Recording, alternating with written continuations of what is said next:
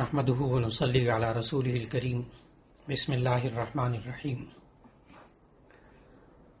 اللہ رب العزت کی توفیق سے ہم سب دین اسلام کا مطالعہ کر رہے ہیں، اور دین کے جو 5 شعبے ہیں ان 5 شعبوں میں ہر ایک کے بارے میں روزانہ الحمدللہ اللہ رب العزت بات سننے اور بات کہنے کی توفیق عطا فرما رہا ہے۔ اللہ رب العزت عمل کی بھی توفیق عطا فرما دے۔ آج ایمانیات کے سلسلے میں اہم ترین ایک بات کا ذکر مقصود ہے، اور وہ یہ کہ ہمیں اس بات پر ایمان رکھنا چاہیے کہ دنیا کے اندر جو خیر ہے اور شر ہے دونوں کا خالق اللہ ہی ہے۔ خیر کو بھی، اچھی چیزوں کو بھی اللہ ہی نے پیدا کیا ہے، اور شر کو اور بری چیزوں کو، یہ سب چیزوں کو اللہ ہی پیدا کرنے والا ہے۔ اور جب اللہ ہی نے یہ سب کچھ پیدا کیا ہے اور ہمارا ایمان ہے اس پر، تو ایسی صورت میں ایک بات ذہن میں آتی ہے کہ اگر شر بھی اللہ نے پیدا کیا اور خیر بھی اللہ نے پیدا کی، تو ایسی صورت میں اگر انسان سے گناہ ہو جاتے ہیں، یا انسان اس شر کے راستے پر چلتا ہے، یا انسان اس بری چیز کو لیتا ہے یا برے کام کو کرتا ہے، تو ایسی صورت میں اسے گناہ کیوں ہوتا ہے؟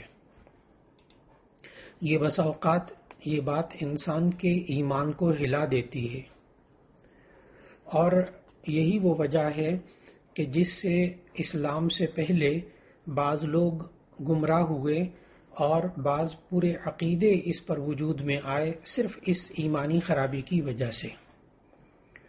چنانچہ ایک مذہب جو ہے وہ زرتشت کہلاتا ہے، اور زرتشت مذہب میں اسی وجہ سے 2 خدا مانے گئے، ایک خدا خیر، ایک خدا شر۔ ایک خیر کو پیدا کرنے والا خدا اور ایک شر کو پیدا کرنے والا خدا۔ یہ وہی عقیدے کی غلطی ہے کہ جس کی وجہ سے بہت بڑی گمراہی پیدا ہو گئی۔ لیکن ہمیں اللہ رب العزت نے قرآن مجید میں سکھایا کہ خیر کا خالق بھی اللہ ہے اور شر کا خالق بھی اللہ ہے، اور جو ہماری تقدیر میں اچھی یا بری بات ہوتی ہے وہ سب اللہ کی طرف سے ہوتی ہے۔ چنانچہ ہم ایمان لاتے وقت کہتے ہیں والخیر وشرہ من اللہ تعالی، والخیر وشرہ من اللہ تعالی، یہ خیر اور شر یہ سب اللہ ہی کی طرف سے ہوتے ہیں۔ لہذا اب وہ سوال کہ اگر یہ برائیوں کو اور شر کو اللہ نے پیدا کیا ہے تو ایسی صورت میں انسان گناہ گار کیوں ہوتا ہے؟ تو اس کا جواب ذہن میں رکھنا چاہیے کہ دراصل ہمارا تو اس بات پر ایمان ہے کہ خیر کا خالق بھی اللہ ہے، شر کا خالق بھی اللہ ہے، لیکن اس انسان کو اس بات کا اختیار دیا گیا ہے، چاہے وہ خیر حاصل کرے اور چاہے وہ شر حاصل کرے، چاہے وہ خیر کا کام کرے چاہے وہ برا کام کرے۔ اس کی مثال آسانی سے یوں سمجھ لینی چاہیے کہ جو ہمارے عقائد کے ماہر ہمارے علماء ہیں وہ ایمانیات کے سلسلے میں یہ بات بتاتے ہیں کہ ایک خالق ہوتا ہے، ایک فاعل ہوتا ہے، ایک پیدا کرنے والا ہوتا ہے، ایک کرنے والا ہوتا ہے۔ اس کو ایک مثال سے سمجھنا ہوگا کہ اگر کوئی شخص ایک بندوق بنائے، ریوالور بنائے، اور اس بندوق سے کسی ہرن کو شکار کرے، تو ہرن کو گوشت کو بھون کر وہ شکاری جس نے اس بندوق کو استعمال کیا ہے وہ اس کو کھائے گا، اس کے بنانے والے، اس بندوق کے بنانے والے، پیدا کرنے والے کو کچھ نہیں دے گا۔ بالکل اسی طرح اگر اس بندوق سے وہ کسی انسان کو مارے گا تو ایسی صورت میں اسی قاتل کو سزا ہوگی، اس بندوق بنانے والے کو کبھی سزا نہیں ہوگی۔ بالکل اسی طرح جب اللہ نے خیر اور شر کو پیدا کیا تو ہمیں اختیار دیا، چاہے ہم اس کو خیر کے طریقے سے حاصل کر لیں چاہے ہم شر کے طریقے سے حاصل کر لیں، چاہے ہم خیر کو اختیار کر لیں، چاہے ہم شر سے بچ جائیں، یہ اللہ نے ہمیں مکمل اختیار دیا ہے۔ اسی اختیار کی بنیاد پر انسان نیک یا بد شمار ہوتا ہے، اچھا یا برا انسان شمار ہوتا ہے۔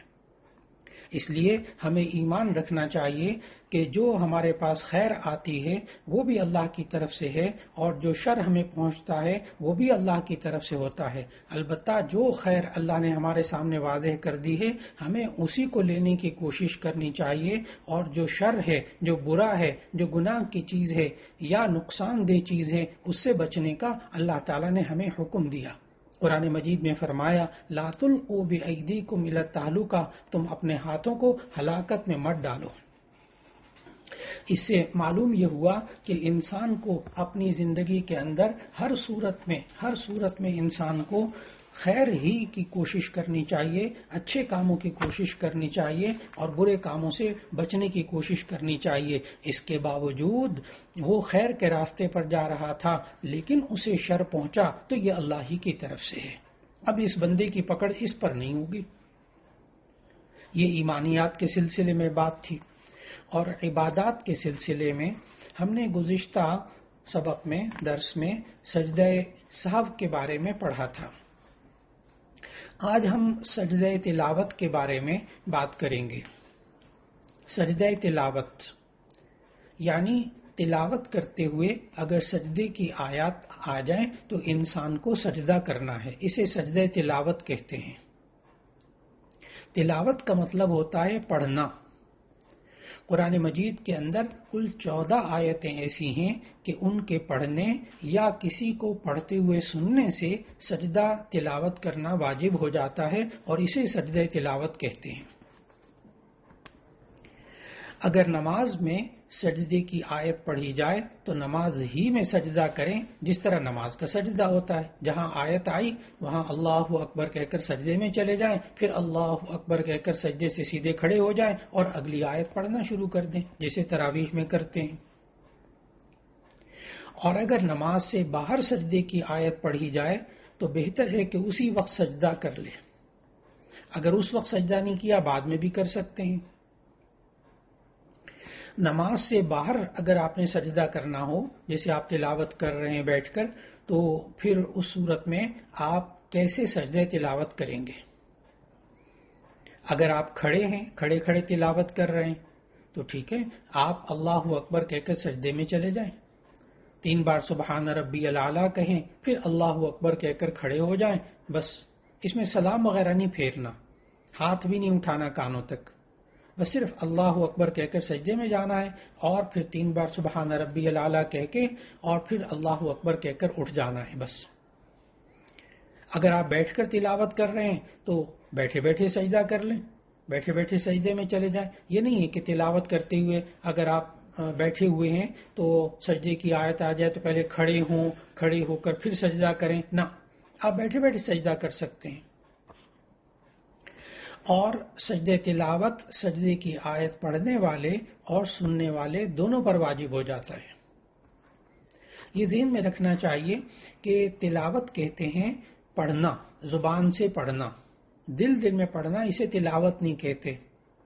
گھروں میں بعض خواتین ہوتی ہیں اور بس اوقات مرد بھی پارا پڑھ رہے ہوتے ہیں تو ایسا اس طرح پڑھ رہے ہوتے ہیں کہ ہونٹ بھی نہیں ہلتے، زبان بھی نہیں ہلتی، بس وہ نظر دوڑاتے رہتے ہیں، جیسے مطالعہ کرتے ہیں اخبار کا، کہ اخبار بھی ہم جب پڑھتے ہیں تو ہونٹ زبان نہیں ہلاتے۔ تو اسی طرح اگر قرآن مجید بھی کوئی پڑھ رہا ہو تو اس کو مطالعہ کرنا کہیں گے، تلاوت کرنا نہیں کہیں گے۔ بعض خواتین بھی گھروں میں ہوتی ہیں، کہتے ہیں ہم نے 1 پارہ پڑھ لیا، 2 پارے آئے، 3 پارے پڑھ لیے، اور وہ بس قرآن مجید کو دیکھتی رہتی ہیں، ورق پلٹتی رہتی ہیں اور ایک ایک لفظ کو پوری عبارت کو دیکھتی رہتی ہیں جیسے مطالعہ کرتے ہیں۔ تو اس کو تلاوت نہیں کہتے، اس کی وجہ سے سجدہ تلاوت واجب بھی نہیں ہوتا کیونکہ تلاوت نہیں ہے۔ اسی لیے نماز کے اندر یہ حکم ہے کہ جب نماز پڑھیں تو اس وقت قرات کرنا فرض ہے، سورہ فاتحہ پڑھنا واجب ہے، تو نماز کے اندر کم از کم ہونٹ ہلانے چاہیے، یا اتنا ہو کہ کوئی آس پاس نہ ہو تو کم از کم اتنی اونچی آواز سے پڑھ لیں کہ خود کو سنائی دے۔ لیکن اگر نماز کے اندر کوئی بالکل ہونٹوں کو نہ ہلائے اور اپنی نماز پڑھ رہا ہو اور تلاوت دل میں سورہ فاتحہ پڑھ لی، دل میں قرات کر لی، تو نماز نہیں ہوگی، کیونکہ تلاوت ہی نہیں ہوئی۔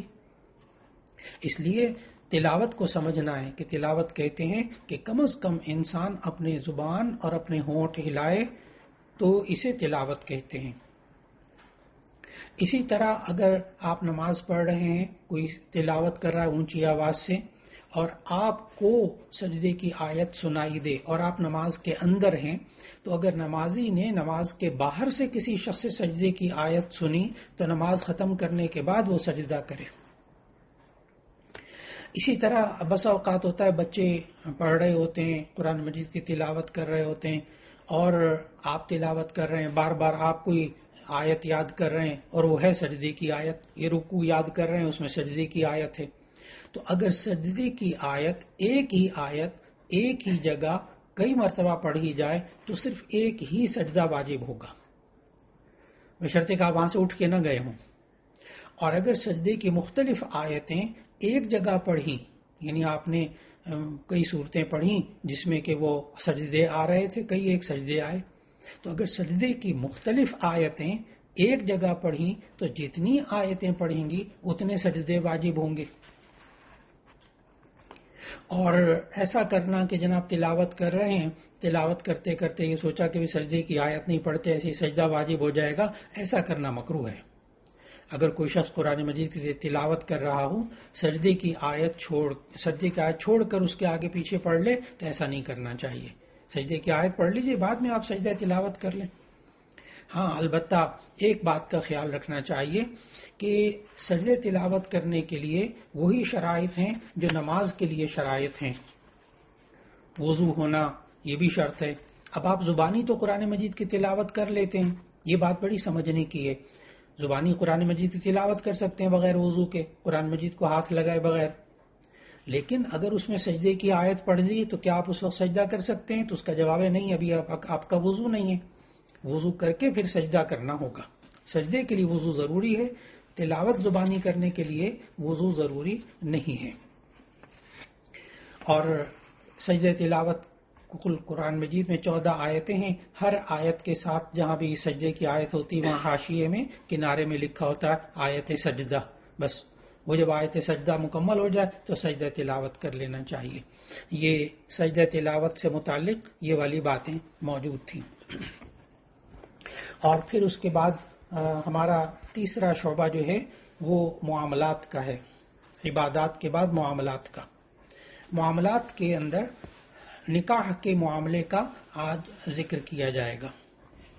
نکاح کے بارے میں ہمیں نبی صلی اللہ علیہ وسلم نے سب سے پہلے تو یہ سمجھایا کہ تم لوگ مسجدوں میں نکاح کرو اور خوب اعلان کر کے کرو۔ تو نکاح کا معاملہ یہ کیسے؟ اس میں ایک ادب تو یہ ہوا کہ مسجدوں میں نکاح کرو، اور دوسرا یہ کہ اعلان کر کے نکاح کرو، چھپ کر نکاح نہ کیا جائے، کوشش بھرپور کی جائے کہ مسجد میں نکاح ہو۔ اور نکاح کا طریقہ کیا؟ نکاح پڑھانے والے کے لیے کیا طریقہ ہونا چاہیے کہ 2 گواہ موجود ہوں، 2 گواہ ہونے ضروری ہیں، اور ایجاب و قبول ہوگا۔ اب وہاں مسجد کے اندر لڑکی تو نہیں ہوتی، لڑکی کا وکیل ہوتا ہے، اور جو لڑکا دلہا ہوتا ہے وہ خود موجود ہوتا ہے۔ تو اس سے ایجاب و قبول اس طرح کیا جاتا ہے کہ پہلے کوشش کیجئے کہ آج کل جو معاشرے میں حکومتی طور پر، سرکاری طور پر جو نکاح فارم ہے، نکاح کا فارم وہ بھی پر کرنا چاہیے تاکہ قانونی تقاضے بھی پورے ہوں۔ اس کے سارے خانے پر کر لیجئے، اس میں نکاح کے 2 گواہ بھی ہوں گے، ان کو بھی سامنے مد نظر رکھا جائے۔ پھر اس کے بعد ایجاب و قبول کس طرح کہ پہلے لڑکی سے نکاح فارم پہ دستخط کروا لیے جائیں، اس کو بتا دیا جائے کہ جی آپ کا نکاح فلاں شخص سے ہو رہا ہے، اس کا اتنا حق مہر مقرر کیا گیا نکاح میں، یہ پھر وہ دستخط کر دے، تو یہ ایک طرح سے ایجاب ہو جاتا ہے۔ پھر اس کے بعد وہ جو وکیل ہوتا ہے دلہن کا، اگر نہیں دستخط کروائے تو دلہن کا جو وکیل ہوتا ہے اس سے پوچھ لیا جائے کہ بھی آپ کی طرف سے اجازت ہے کہ میں نکاح پڑھا دوں۔ پھر اس کے بعد یہ الفاظ کہیں کہ جی پہلے خطبہ پڑھ لیں۔ نبی صلی اللہ علیہ وسلم جو مسنون خطبہ پڑھتے تھے اس میں پہلے اللہ تعالیٰ کی حمد و ثنا بیان کرتے تھے، پھر اس کے بعد وہ سورہ نساء کی پہلی آیت پڑھتے تھے یا ایھا الناس اتقوا ربکم الذی خلقکم والی، پھر اس کے بعد سورہ آل عمران کی ایک آیت پڑھتے تھے یا ایھا الذین آمنوا اتقوا اللہ حق تقاتہ ولا تموتن الا وانتم مسلمون، پھر اس کے بعد نبی صلی اللہ علیہ وسلم سورہ احزاب کی 2 آیتیں پڑھتے تھے یا ایھا الذین آمنوا اتقوا اللہ وقولوا قولا سدیدا یصلح لکم اعمالکم سے فوزا عظیما تک یہ 2 آیتیں پڑھتے تھے۔ تو یہ خطبہ پڑھ کے پھر اس کے بعد یوں کہا جاتا ہے کہ فلاں لڑکے کا نام فلاں ابن فلاں، میں تمہارا نکاح بحیثیت نکاح خواں کے اس خاتون سے فلاں بنت فلاں سے کر رہا ہوں، اس کا اتنا حق مہر ہے، معجل ہے یا غیر معجل، تو اس پر پھر اس کے بعد کیا تمہیں قبول ہے، میں نے تمہارے نکاح میں دے دی، کیا تمہیں قبول ہے؟ وہ کہے گا میں نے قبول کیا، تو ایسی صورت میں نکاح منعقد ہو گیا، پھر اس کے بعد دستخط وغیرہ کروا لیجئے۔ یہ تمام باتیں نکاح کے معاملے کی ہیں۔ پھر اس کے ساتھ ساتھ نکاح کے معاملے کے اندر جو نبی صلی اللہ علیہ وسلم نے ہدایات دیں اس میں کوئی باقاعدہ کھانا کرنا نکاح کے موقع پر یہ بھی سنت سے ثابت نہیں ہے اور ضروری نہیں ہے، لازم نہیں ہے، اور اس کے بعد البتہ ولیمہ جو ہے وہ سنت ہے۔ ولیمے کے بھی احکام جو ہیں اس میں نبی صلی اللہ علیہ وسلم نے یہی سکھایا کہ کوشش کی جائے کہ اس کو سادگی سے کیا جائے اور اس میں فضول خرچی نہ ہو، اور اس میں عزیز و اقارب کو بلایا جائے، امیر ہوں غریب ہوں سب کو بلایا جائے، اور پھر اس کے ساتھ ساتھ اس میں ولیمے کو سنت سمجھ کر ادا کیا جائے۔ یہ نکاح کا معاملہ جو کہ آج کی اس نشست میں ذکر کیا گیا۔ پھر اس کے بعد معاشرت جو ہے رہنا سہنا، اس کے بارے میں ہم نے مختلف چیزوں کا مطالعہ کیا معاشرت کے سلسلے میں۔ آج معاشرت کے سلسلے میں جو موضوع ہے وہ ہے سلیقہ شعاری، کہ ہمیں معاشرے کے اندر رہتے ہوئے سلیقہ شعاری یعنی ہر کام کو سلیقے سے کرنا، چاہے وہ مرد ہو یا عورت ہو، سوچ سمجھ کر کام کرنا، اور اس کے ساتھ ساتھ تمام کاموں کو طریقے سے کرنا، بے ڈھپے پن سے نہ کرنا، بے ڈھنگے پن سے نہ کرنا۔ گھر میں بیوی ہے، شوہر ہے، اور اسی طرح بچے ہیں، اور اسی طرح ہم جب گھروں کے اندر رہیں یا دفتروں میں رہیں یا کاروبار کریں تو اس سب کے اندر، یا ہم کسی سے ملاقات کے لیے جائیں، اس سب کے اندر سلیقہ شعاری یہ بڑی اہمیت کی حامل ہے۔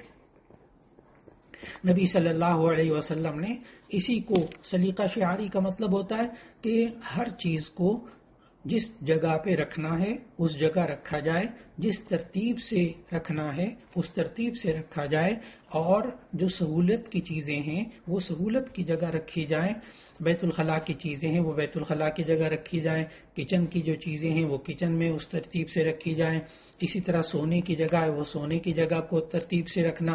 اسی طرح اپنی زندگی کے اندر جتنے بھی معاملات ہیں ان سب کے اندر رہنے سہنے میں طریقہ اختیار کرنا، طریقے سے چلنا، یہ کہلاتا ہے سلیقہ شعاری۔ اس کے اندر سوچ سمجھ کر کام کرنا اور طریقے اور ڈھنگ سے کام کرنا، یہ نبی صلی اللہ علیہ وسلم نے خاص طور پر سکھایا۔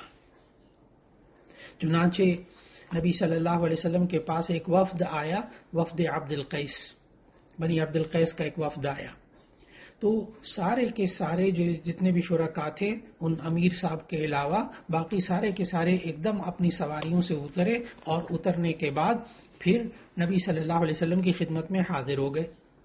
اب بات تو شوق کی ہے، ذوق کی ہے، ٹھیک ہے، سب سے اہم کام یہی تھا، لیکن ان کے جو امیر صاحب تھے انہوں نے کیا کیا کہ وہ جناب اپنی سواری سے اترے، ساری سواریوں کا انتظام کیا، ان کو باندھا، پھر اس کے بعد جناب نہائے دھوئے، اپنے کپڑے بدلے اور خوشبو لگائی، پھر بڑے طریقے سے نبی صلی اللہ علیہ وسلم کی خدمت میں حاضر ہوئے۔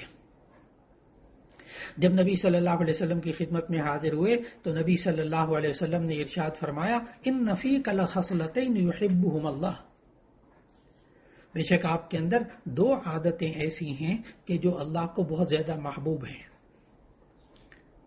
الحلم والانات، ایک حلم یعنی اپنے اندر بردباری، اور دوسرا الانات، سوچ سمجھ کر کام کرنا، ترتیب سے کام کرنا، بے ڈھنگے پن سے کام نہ کرنا۔ لہذا ہر انسان کو جب اپنی چیزیں سلیقہ شعاری کے ساتھ رکھیں گے تو ایسی صورت میں اللہ تعالیٰ اس میں سکون عطا فرماتا ہے. ہمارے بزرگوں کے اندر بہت زیادہ اس بارے میں اصرار رہا سلیقہ شعاری پر.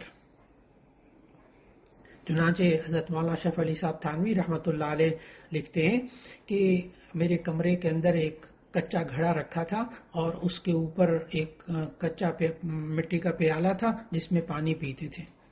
اب وہ فرماتے ہیں کہ اگر کوئی شخص پانی پی کر اور اس گھڑے کے اوپر وہ پیالہ ٹیڑھا رکھ جاتا تھا تو میرے سر میں اس وقت تک درد ہوتا رہتا تھا جب تک کہ میں اس پیالے کو سیدھا کر کے نہیں رکھ دیتا تھا.